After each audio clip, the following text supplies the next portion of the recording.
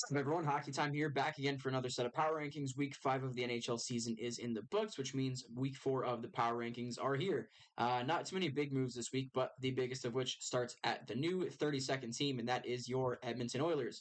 The Oilers are still on a losing skid. They've lost now each of their last 4, including their most recent game to the San Jose Sharks, which is an absolute kick in the balls. This team just can't get saves when they need them. Their big guys are not performing enough. McDavid held pointless against the Sharks. Draisaitl with just a sole assist, I think. So something has to change here. Frankly, I'm pretty surprised to see that Jay Woodcroft is still the coach, at least as of the time of this recording, around 5 o'clock on Saturday. So we'll see how long that stays the case. I believe they're actually in action tonight against Seattle.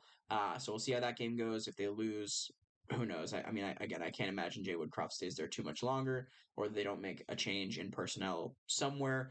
But yeah, for now, the Oilers are just stinking up the league, now below the Sharks at 32. By the way, this power ranking does not include any of the games happening today on Saturday 11th. All of these rankings were kind of locked in as of last night's game, Friday, November 10th. That being said, number 31, the team that beat Edmonton last are the San Jose Sharks. Really just a benefactor of 2 consecutive wins for them, both the Flyers and the Oilers. And then obviously Edmonton being on the anti-heater that they're on now. Frankly, this team is all Mackenzie Blackwood. I mean, he's been fantastic, especially the last couple nights.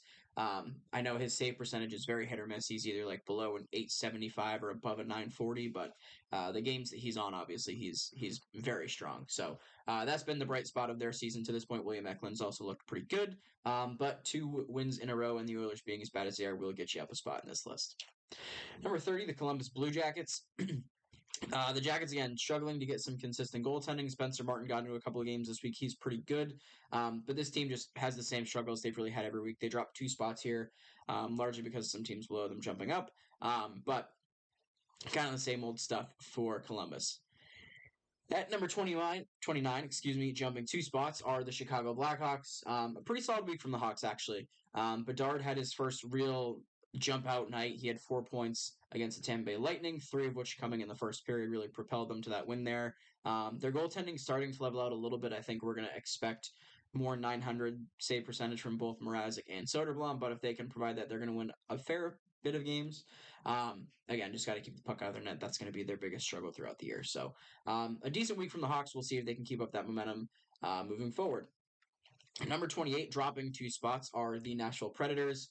The same struggles are still holding up the Preds. They just can't score a ton unless they're playing the Leafs, of course. But this team just struggles to be consistent when finding the back of the net. If Ryan O'Reilly's not getting a hat trick, it's hard for them to find offense. UC Saros' numbers have not been up to the standard they've been the last few seasons, which is obviously not good news for a team that is going to struggle to score. So until those problems kind of right themselves, they're probably going to find themselves on the lower end of this list. Number 27, also dropping 2 spots, are the Seattle Kraken. The Kraken are starting to solve their goaltending problems and their scoring problems that they had at the beginning of the year. Joey Daccord has looked pretty good in the games he's played. I believe he'll be playing tonight against Edmonton. Grubauer has started to look a bit better as well. Matty Beniers finally gets the monkey off his back with his first goal of the year. So some things starting to look up for them. But again, both the record and some of the teams around them are the main reason that Seattle drops a couple spots this week, but not overly concerned about their spot in this ranking as long as they can continue the momentum of the positive things that have happened for them so far this week. Number 26, jumping up 4 spots, are the Calgary Flames. Bit of a bounce back week for the Flames. They got a win earlier in the week, and then, of course, the overtime loss to Toronto yesterday. I don't think they looked horrible in that loss. Glad to see that Dustin Wolf's going to be starting the game tonight. I think that is long overdue considering the way that both Markstrom and Vladar have played. Vladar, especially last night, did not look great, but the team found a way to bounce back, which was huge. Frankly, I think they deserve the 2 points more than the Leafs did for allowing that to happen. But nonetheless, a decent week from the Flames sees them jump a couple of spots over some of these real basement dweller teams, which I don't expect the Flames to be in the same group as these guys. So we'll see if they can keep this up. Hopefully, Dustin Wolf makes a pretty big impact tonight. We'll see if he can be kind of the spark for change that this team needs.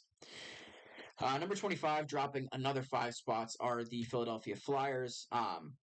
This team kind of on a nosedive from the start to the season that they had, but I don't really think anyone's surprised by that. They had kind of the same deal last year, started pretty good. John Tortorella, deeply entrenched in everyone's ears. As the season starts to wear along, that has smaller and smaller effects. And here we are. Of course, Carter Hart's been out this week, so that does not help by any means. Respect to Sam Harrison and Cal Peterson, but those are not two guys you want starting the majority of your NHL games, at least in this point in their careers. Carter Hart's definitely the guy for them. So I believe he's back tonight against LA, so we'll see if they can rebound from their game against LA they had last week, which was not a pretty one. And see if they can find a way to start climbing back up these ranks, but I don't expect a ton from Philly, just given the way that their roster is composed. At number 24, jumping 5 spots, are the Washington Capitals. The record isn't great, but they've looked better this week. Again, still look pretty slow, which is not good considering speed is probably the most important thing for an NHL team this day and age. But Lindgren has looked good, which is important because Kemper has been pretty inconsistent. Ovechkin's still struggling to find the back of the net, but getting some more depth scoring from a lot of their guys, which is huge. Especially if Ovi is going to be not producing at the rate that we're used to seeing, and if Nick Backstrom is going to be done for the year. They're going to need their depth to step up, and at least for this week, it did. So we'll see if the Caps can stay up here. I am, pretty nervous about this team. Not a huge fan of the way their roster is composed either, but we'll see what they can do. For now, I do have them at 24. Number 23, dropping 4 spots, are the Arizona Coyotes. I feel bad even bumping them down 4 spots because they're in every game that they play. The record was just not there for them this week. They had a couple close games they just came out on the wrong end of, but Coyotes has still been a fun team to watch. I've been tuning into a lot more in their games than I did in any of their previous seasons, frankly. Just the record didn't fall the right way for them this week, so they do drop a couple spots, a couple teams leapfrogging them. But frankly, they're not expected to be a playoff team. Their goaltending has still been pretty good. I think this team's going to be just fine. At number 22, staying put from last week, are the Montreal Canadiens. The Habs, again, I've said this I think every week, but they're in kind of the same boat as the Coyotes, overperforming expectations just a little bit, still fighting for, a playoff spot. Granted, 13, 14 games into the season here, but been entertaining. They need to try to find a way to win some games in regulation. I think they have 4 of their 6 wins in overtime or a shootout, which makes for exciting times if you're a Canadiens fan, or high blood pressure, but either way, it'd be nice to cut the bleeding off as far as giving up points to their opposition. But we'll see if they can continue to do that. I am a little bit worried about Jake Allen. Obviously, he had his first real stinker of a game this week. Hoping he can bounce back, but I think the way he was performing to start the year was probably more of an anomaly than not. So curious to see if he jumps right back to the level of play that he was at those first couple weeks, or if he sort of levels out to what we expect to see from Jake Allen. Career-wise, he has been one of those really up-and-down goalies, so who knows, maybe he's just going to have a heater of a year and we'll see what happens, but I don't really expect that to be the case. But for now, I do have them at 22. We'll see if their goaltending can continue to help them out. Maybe they climb again. Number 21, jumping 2 spots, are the St. Louis Blues. The Blues just seem like a pain in the ass team to play, man. They played the Avs earlier in the week, made it a very difficult game. They're just really sound defensively, and their goaltending at this point has been unreal. Binnington definitely on a rebound from his performance last year. Joel Hofer has looked good, especially since that first start of the year where he really wasn't great. He's been pretty much lights out since that first game. Again, this team still doesn't score a ton, but they've, I think, found their identity pretty similar to the Islanders. They just play some good defensive hockey, and they make it really hard for you to get zone time and quality opportunities. And to this point in the season, that's worked for them. So we'll see if they can keep it up. Not the most exciting team to watch, but their method is definitely effective. Number 20, dropping 4 spots, are the New York Islanders. A couple good performances from Varlamov recently, but Sorokin pops back in this week, doesn't have a great game. They find a way to lose despite a 3-goal lead. So those games are really hard to throw away. I mean, you can't, especially not in regulation, throw away points like that. So it's a tough week for the Islanders. I'm not too concerned about them. I think Sorokin, despite his inconsistencies to start the year, I think he's going to be fine. But until that is the case, it's hard to validate them having higher on this list. But we'll see if they can rebound. Again, not overly concerned, but if this becomes a 2 or 3 week stretch of Sorokin not looking great, then we'll probably have to have a deeper conversation on Long Island. Number 19, moving up 5 spots. They had a pretty solid week. This is the Pittsburgh Penguins. They didn't beat the best teams, but you got to win the games you play, right? So a tough 2-0 win against the Ducks early in the week especially was pretty impressive. considering especially that they lost them, I want to say last week in pretty tough fashion. So, um, scary part for them was that they had to go a game without either of Nedeljkovic or Tristan Jarry, but Magnus Hellberg held them in. I believe he got a shutout in that game too. So, really a strong week for the Penguins, who, as I said, wasn't too worried about them bouncing back. They did just that this week. Obviously, they got to continue to do that as they look to climb back up the standings and catch up to some of the teams ahead of them. But this team's got a lot of talent on it. They have the ability to score in bunches as long as Jarry can stay healthy. So that's the asterisk here. But they should be just fine. We'll see if they can continue their winning ways this coming week. Number 18, dropping 4 spots, are the Ottawa Senators. As much as I complimented their goaltending last week, saying that they were part of the reason they were held in games, this week it was kind of the opposite. The team as a whole played pretty well. The goaltenders did not. They do have the nice win against Toronto in the middle of the week there. But aside from that, it was pretty tough. Their goalies, both Forsberg and Korpisalo, had at least a game this week where you needed 2, maybe 3 more more saves in order to get the win, especially that game a couple days ago from Corpusalo, I think, stopping just 11 of 16 or something like that. You can't have that in an NHL game, especially when your team is out shooting the opposition like over 2-1. So we'll see if they can get it figured out in net. This was kind of the concern going into the year, especially with that big contract for Corpusalo. He's never been the most consistent guy, and to this point in the season, that's been the case. So a bit of concern there for the Sens. We'll see if they can figure it out. Their offense was there this week. Goaltending wasn't. We'll see if it reverts to the previous week's concern or if they can kind of couple those two together and get a solid week of both scoring and defending and goaltending to rack up a couple of wins. Number 17, moving up 4 spots, the Minnesota Wild. I was kind of surprised when I saw this team had jumped 4 spots when I was going through my list for this video. Their goaltending just concerns me a ton. They've still not found consistency from either of Fleury or Gustafsson, but a 2-2 record on the week, good enough to get them to jump a few places. I am generally still concerned, though. I think this team is going to rely on goaltending as we get later into the year. They have offensive talent, and their D's been good, but I don't think they have the depth of talent up front to carry them through games, like we'll see from some teams like Pittsburgh, like the Rangers of Shesterkin has inconsistencies, like Colorado. They're not really up there with those top teams yet, so we'll see if they're able to rebound, find some consistency. Again, a 2-2 record was good enough to jump them a couple spots based on the way I moved teams throughout the week. But frankly, not a huge fan of the way Minnesota's been playing despite their jump. Number 16, moving up 2 spots. We'll see if they can keep this up. It's the Anaheim Ducks. The Ducks did suffer a couple losses this week, but largely still playing pretty well.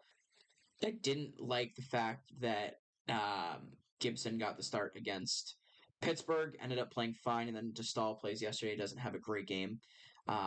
Leo Carlson looked fantastic in that one, though, so that was good for them. He's frankly been arguably better than Bedard so far this season. I think he's looked a bit more impactful in a lot of the games he's played. Not as flashy as Bedard, but just really effective in all 200 feet of the ice, which is fun to watch. Big kid, not afraid to throw his body around. So they've been an exciting team, much like the likes of Montreal and Arizona, but starting to slide just a little bit despite their jump. Hoping that they can continue the momentum that they started the year with, but I don't think that's really what the expectations are for this team. So we'll see if we should be expecting more of what they've been doing or more of what their roster on paper suggests they should be doing. Regardless, for now, they're the last team in the top 2 rows. We will see if they can keep that up next week. Number 15, dropping 2 spots, is the Detroit Red Wings.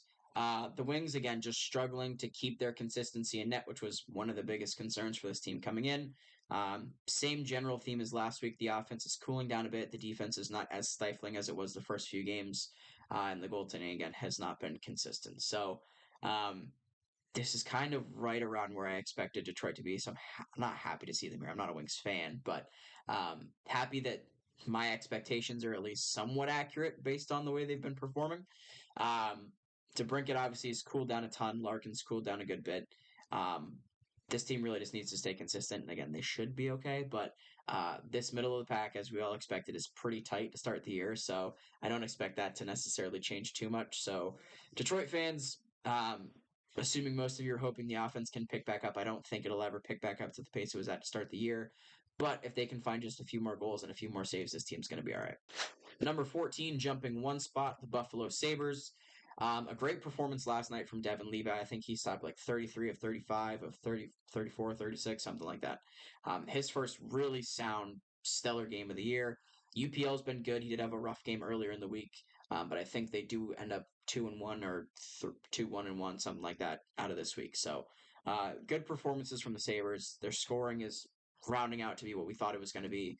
Um, Still a little bit of on and off performances from the goalies, but both young guys, you kind of have to expect that. And I think this team's going to be able to um, kind of dampen those blows, which at this point in the year they've been able to do. So we'll see if the Sabres can keep climbing. It's been a good 2 weeks for them, really. Hoping that they can keep this up because they're, again, a very fun team to watch. Number 13, dropping 3 spots and starting to fall into a free fall are the Toronto Maple Leafs. The Leafs pick up a win last night against Calgary. It was not pretty, though, man. I mean, they had a 4-1 lead, almost throw it away, and then thankfully in overtime they managed to ice out. But Joseph Wool's been looking a little bit more shaky again. Not so much, well, I guess statistically too, but the eye test especially, he just hasn't looked as confident as he had in those first few games, struggling with the traffic in front, struggling with a little bit of contact here and there. So I guess these are kind of growing pains for a young goalie. You don't necessarily be surprised by that, but we'll see. I am concerned with the goaltending. Samsonov has continued to be pretty atrocious. And if Joseph Wool starts to struggle a bit, it's going to be a tough stretch for the Leafs. Their group of defensemen, again, still looks pretty brutal. John Klingberg is looking like maybe the worst offseason move of any team in the league. And Ryan Reeves, at least as of a couple hours ago, looked to be healthy scratch. So some of the moves they made in the offseason really not paying off. On the upside for them, they bring up Nick Robertson. That line of Robertson, Domi, and Yarncroke's been fantastic. Matt Nyes on the first line was pretty good, especially in the one game earlier in the week. So the offense is clicking. Surprise for the Leafs. They just got to figure out the back end. But this week, especially, the back end cost them quite a bit. I believe they're fifth highest in the league for goals against per game. They got to figure that out. They'll be able to outscore a lot of their problems, but generally not a recipe for success if you're giving up the fifth most goals against per game in the entire NHL. Number 12, jumping 5 spots, are the Winnipeg Jets. I believe this is the highest jump of the week. It is. So the Jets' offense started clicking this week. I don't know what it was, but Kyle Connor heated up, Mark Scheifele heated up, Alex Iafallo heated up. Everyone just started clicking. The goaltending, again, not blowing you out of the water, but Connor Hellebuck's starting to get back into doing what he usually does. Laurent Brossoit provided a perfect backup goalie game earlier in the week, and I think what was a 3-2 win or a 4-3 win. So you're getting just enough from the Jets here to find success. They have a really strong week. I don't know if I expect their offense to continue going at this rate. It's kind of familiar to the Red Wings at the start of the year. I expect them to fall off a bit, but Kyle Connor, especially heating up, is a massively important piece for them. If he can continue to find the twine, they're going to be okay. Um, Frankly, the more I watch teams like the Wild, the more I think, maybe this Jets team can get into the playoffs. Even a team like St. Louis, if the Wild continue to struggle to find consistent goaltending, the Central is feeling more and more wide open. And there's another team on this list that's not playing so great recently that makes me think, hey, maybe we have room for some big shakeups, both in the Central in general, but even in the West as a whole. Obviously, there's some other teams in the West on the Pacific side of things that are not performing the way they expected, both in a bad and good way. So been a wild ride watching the Western Conference so far this season, and we'll see if the Jets can continue their positive momentum. But for now, I do have them at 12. Number 11, same spot as last week. It's the Tampa Bay Lightning. The Bolts, again, struggling a bit to find consistency. Tough loss to the Leafs early in the week, and then they bounce back, and then they struggle again. The goaltending is starting to be a little bit more hit or miss for this team, which, again, to be expected. The fact that they're still 11th and they're about a couple weeks out from getting Vasi back, not really a problem for them. The scoring's still been there. Kucherov has been unbelievable to start the year. Alex Barré-Boulet has been a fantastic depth piece. Nick Paul's been playing about at the clip you'd expect him to play at. So despite the goaltending starting to fall off a bit, the Lightning are going to be just fine. Number 10, here's that other Central team dropping 4 spots. It's the Avs. The Avs have struggled this week and really ending the week last week as well. Couple shutouts leading into a loss to the Blues 4-1. Beat the Devils. Just not really great performances from them. Even the game they won against the Devils, you're facing a team without arguably its two most important players. So I don't know. I mean, this team seems like they're struggling a bit to keep an identity. The big guys have all been great. Ryan Johansson still looks good. Uh, Nathan McKinnon is still Nathan McKinnon, playing at about a point per game. You want maybe a bit more from him, but Rantanen, of course, has been great too. So aside from those three guys, they need a bit more from the depth. The goaltending has been a bit of a concern.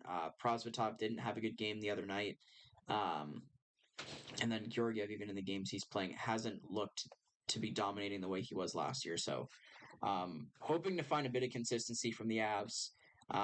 They had a bit of a slow start last year too, so I'm not too concerned about them yet. And obviously, they're still up in a playoff spot, but would like to see a bit more out of them, especially on the back end, especially for the goalies. But we'll see what they can do moving into next week. Number 9, also dropping 4 spots, are the New Jersey Devils. Just some back and forth play this week. The goaltending has not been great. Obviously, losing both Jack Hughes and Nico Hischier has been a bit of a pain for them. Thankfully, it sounds like Jack Hughes' injury is not too serious and should be back pretty quickly here. But until he's back, they are going to struggle a good bit. That's obviously their leading scorer and their captain. So not two minor pieces missing from the lineup. Once they come back, we'll see if they continue to play the way they were playing prior to this. You again would like an extra save or two from one of Schmid or Vanacek. Neither have been great to start the year. I think both with save percentages quite a bit below 900. But with those two guys in the lineup, the goaltending really shouldn't matter. So we'll see what happens once Hughes is back. If that affects their defensive play at all, obviously it should boost their scoring quite a bit. Until then, they just kind of have to hold on and hope they don't fall too much. At number 8, jumping 4 spots, are the Florida Panthers. They had a really strong week, actually. Bobrovsky looked really good in all his games. I think Stoli got into a bit of action, but largely, of course, impressed with Bob. Kachuk looked good. Alex Barkov's really started to heat up.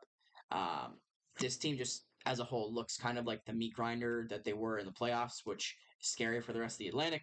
I don't know that I expect them to keep that pace for the rest of their games. It's a hard game to be playing, but just pretty sound defensively. If they can get the saves from Bob that they need, this team, frankly, should have finished a lot higher last year with the roster they have. And it's going to be a pretty big shakeup in the Atlantic if they play like this because the rest of the division kind of up for grabs behind Boston at the moment. So we'll see if the Panthers can keep it up. For now, they are 8. At number 7, jumping back up 2 spots, are the Carolina Hurricanes. A good week performance-wise from them, but obviously some tough news regarding Freddie Anderson with his medical issues going on, unable to play for the time being. There was some news that they were looking at Yaro Halak on a PTO. Obviously, until then, Antti Ranta going to get the lion's shares of the starts. He was okay in the games he played this week. Again, this team's still going to score a ton of goals. They should be pretty good defensively. They struggled a bit to start the year, but um, the Hurricanes are going to do what the Hurricanes are going to do, man. So we'll see if losing Anderson hurts them a bunch. We'll see if they end up going with Halak if he gets into games, what that looks like. Obviously, it's been a bit since he's played, so um, unfortunate news for them with Anderson, but as far as their record and their performances go, it hasn't seemed to show too much. So see if the Hurricanes can keep that up. Obviously, losing a starting goalie is never good, but with a team as deep as theirs, I think they're probably still going to be okay. At number 6, also jumping 2 spots, are the LA Kings. The Kings really just continue to push through every team they play. Their offense has shown no signs of slowing down. Phoenix Copley obviously didn't have a great outing earlier in the week, but um, this team still just looks unbelievable. I mean, Cam Talbot's been great to this point. All of the depth is coming out. They're getting scoring from all 4 lines. The defense is scoring quite a bit. Jordan Spence has looked really good. Drew Doughty didn't have quite the week he had last week, but he still looked good. Really, just all things clicking for the Kings. And frankly, if they continue to play the way they play, they might end up being the best team out of the Pacific Division. Number 5, dropping a spot, but really just getting leapfrogged by a team, is the New York Rangers. They continue to have the same offensive firepower they've had really the last 3 weeks. Still on a good heater. Shesterkin should be coming back any game now. Even Louis Domingue got into a game earlier this week and he won 4-1 or 5-1, I think. So nothing to complain about for the Rangers to this point, except for the fact that I'm a Caps fan, so I don't like seeing them succeed. But yeah, they've been playing great. All their stars are performing. Artemi Panarin has been unreal to start the year. Zibanejad's been solid. Kreider doing Chris Kreider things. Um, haven't shown any signs of missing out on Fox yet. We'll see. I'm sure that'll come eventually, but for now, they're still doing just fine. Number 4, dropping a spot, but again, getting leapfrogged are the Dallas Stars. Um, Ottinger's still been great for them. The depth scoring is still there. Really, the only reason they drop a spot is because they lose to the number 3 team, which was the Vancouver Canucks. Um, the Canucks and Stars actually both been playing pretty similarly. Their goalies have both been standing on their head. Their superstars have been getting them a good number of points, and the depth has been performing for them. The difference here is that Vancouver was not supposed to have depth like Dallas was. So Dallas is kind of performing the way you'd expect. Vancouver, in my opinion, still overperforming expectations a bit, but they've showed no real signs of slowing down. Again, you could kind of flip flop these teams all you want. They're, I think, almost identical records. Really play a pretty similar style. Both goalies have been unbelievable. Their backups have been good when called upon. Um, both just really solid teams. And again, the Canucks got the better of the Stars earlier in the week. That's why I have them a spot above. But frankly, if you put the Stars above the Canucks, wouldn't hurt my feelings. At number 2, finally dropping a spot, we have the Vegas Golden Knights. Obviously, they lose their first of the season to the Ducks early in the week, and then they also fall to the LA Kings. So their first 2 losses of the year in regulation, at least, and the number 1 team does not lose in regulation this week. So they bump to number 1, and that is the Boston Bruins. Despite the drop for Vegas and the jump for Boston, it's really all things the same. Um, Goalies have still been great. Scoring's still been great. Jack Eichel had an unbelievable game earlier in the week for Vegas. And then, of course, Boston says not so fast. Charlie Coyle hat trick. Why not?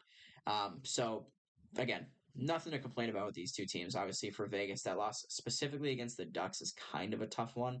But even that Ducks team going into that game was on a heater. I think that was their 6th consecutive win. So, um, you're not going to go 82-0, or at least I guess in this point it would have been 81 and no 81-0-1. Um, so if you expected that, bad news, not going to happen. But uh, these teams are just humming away. No real signs of weakness for the Bruins. Allmark did have one kind of iffy performance earlier in the week, but Swayman's held steady. They're scoring again, getting scoring from guys you don't even really need it from, but then, Charlie Coyle comes out and gets a hat trick. So, yeah, it's frustrating if you're not a fan of these two teams, but if you are, you're enjoying yourself pretty good right now. So that's it for this week. Let me know what you guys think in the comment section down below. Not a lot of crazy jumps this week as there have been the last few weeks, but a good bit of movement in general. Let me know how your team's doing. If you're an Edmonton fan, I want to hear from you. I want to hear what you guys think needs to happen. Do there not need to be any moves? I don't think that's really the case, but let me know if you think it's more of a Ken Holland issue, if it's a Jay Woodcroft issue, if it's a player personnel issue. Let me know what you think should happen there. If you're not an Oilers fan, congrats on not being 32nd. And let me know where you think your team should be. So that's it for this one.